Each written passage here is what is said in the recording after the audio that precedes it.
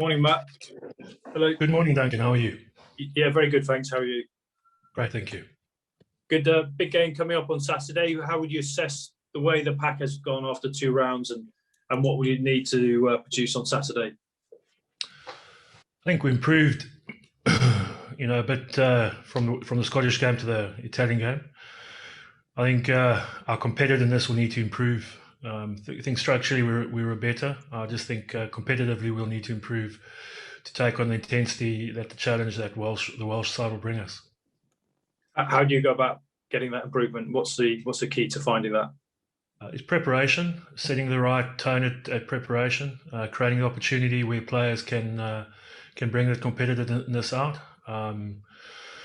So more going from a structured session to more of a competitive session, I would say brings that edge to the pack. And he talked last week about arousal levels and how, because of the lack of fans, teams are showing a little less aggression than they might do normally. Is that something you've noticed? And I imagine at forwards, that's particularly important. How do you go about generating that? Yeah, I think there's swings in the game, ups and downs. That's definitely something I've noticed. So it's about staying in the moment, and as I said, the only way you can recreate those moments is by increasing the competitiveness of training. So that's definitely been an element we've tried to replicate. Spoken to the players about it. Making sure they're more connected in the moments. A lot of the small talk between players. Driving those little aspects through training.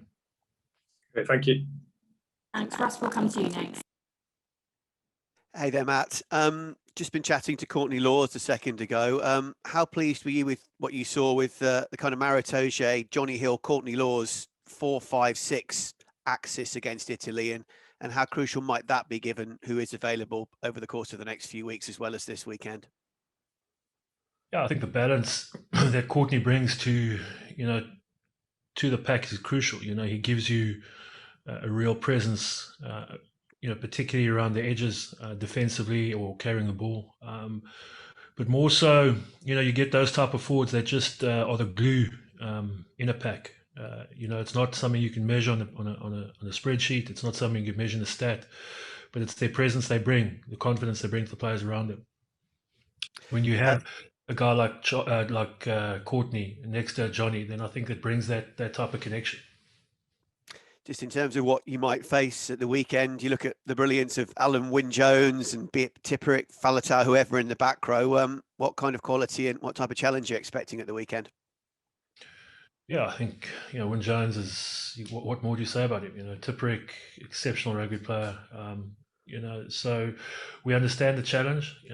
I've coached for 4 years against Wales and never beat them. So I understand how tough they are up front. We went there 4 times and lost 4 times. So, that's something that sits in the back of my head to know how well the pack has got to play and how intense they've got to be in the collision area to be able to keep your foot in the competition against Wales.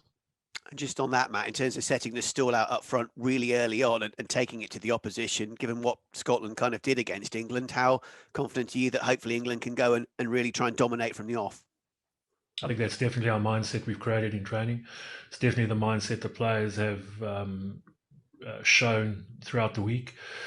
So I expect them to bring that. That is something who they are, something that that English packs are known for, and I'm sure that's what we'll be bringing this week. And just finally from me, obviously we chatted a couple of weeks ago about your own battle and ongoing recovery with COVID, which I hope is continuing to go well. We've seen the issues with France. We've seen the great news about the roadmap, hopefully for fans coming back in this country as well. Just how doubly careful do we still need to be in light of everything I've just touched on there, particularly France? I think from a personal level, it just heightens everybody's care that you need to be, and I think particularly when people are sick, I think you need to look after them, and my best wishes go out to those people. That's just something I think about from a personal note.